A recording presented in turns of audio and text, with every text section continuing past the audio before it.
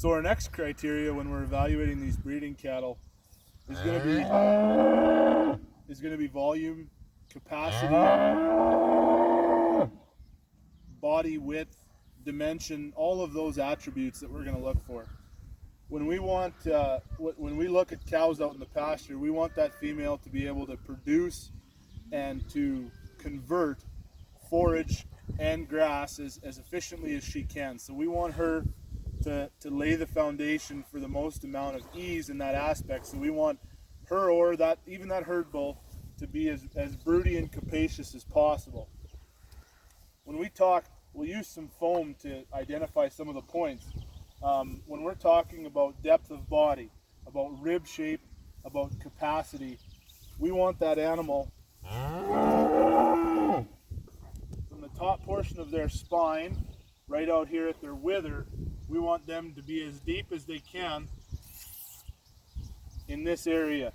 So all the way down their heart girth, down into their forerib, we want that female or bull or steer to be as long and as deep as possible.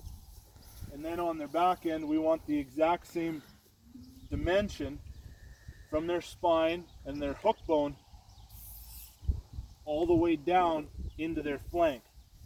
Okay, we want this to be like we talked about back in structural correctness. We want a nice parallel top line and a nice parallel underline.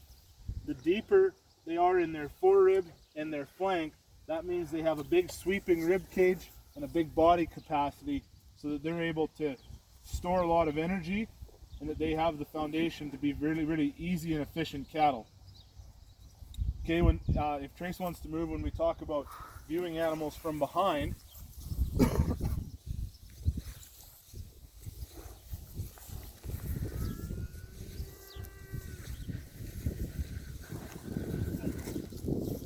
just latch onto that post if you don't want to.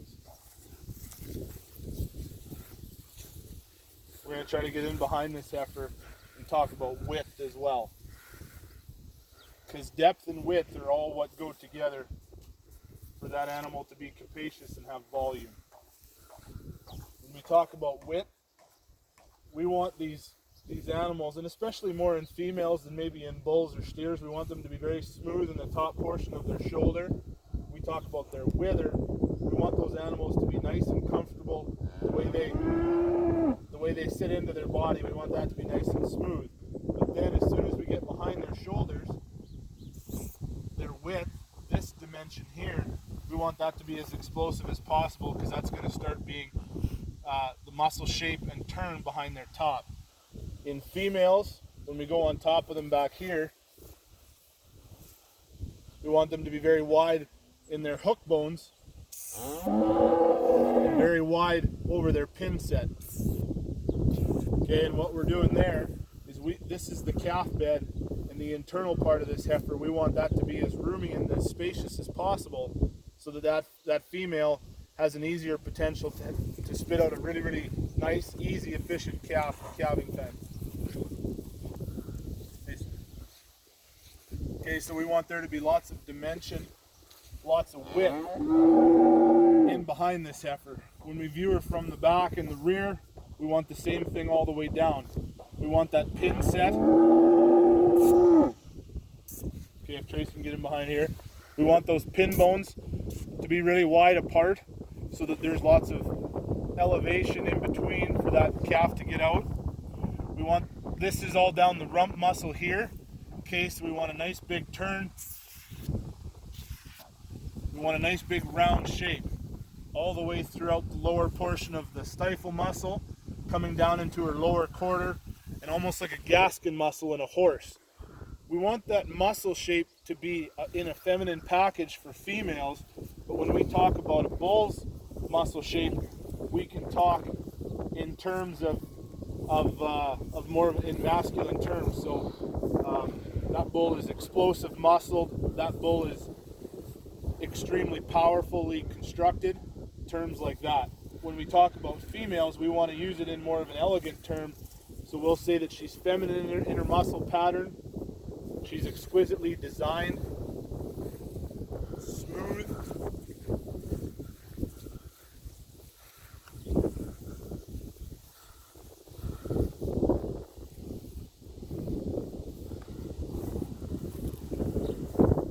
talk about body capacity again, and we're going to talk about this flank area.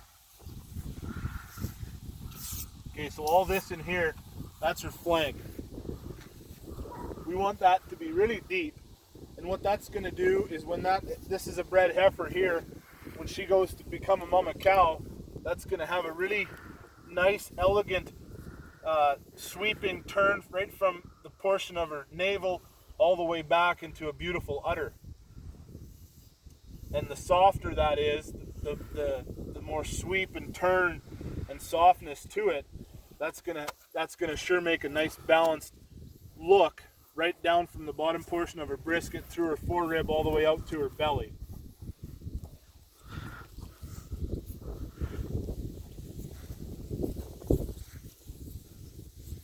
Not always does the broodiest one win, but we certainly want those cattle to have capacity and the ability to forage.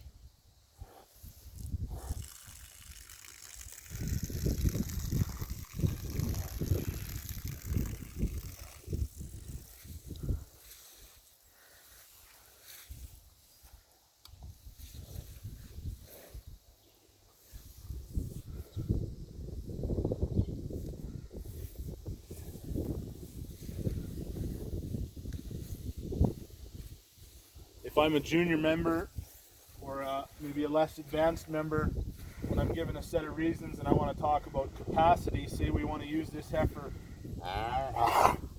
here directly, I'm going to use comments like this black female exhibits a deep body capacity, a very round turn, and has an abundance of rib shape. If I'm an advanced member, when I see this heifer in a judging class or even out in the pen visiting with mom and dad,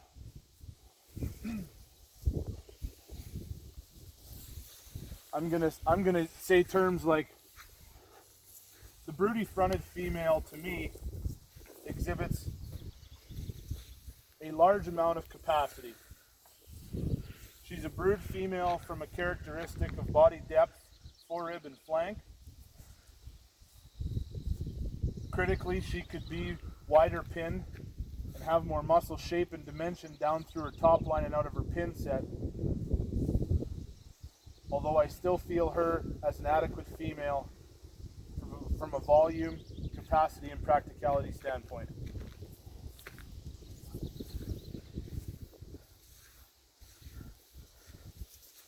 That kind of ties in most of our dimensional capacity and volume criteria.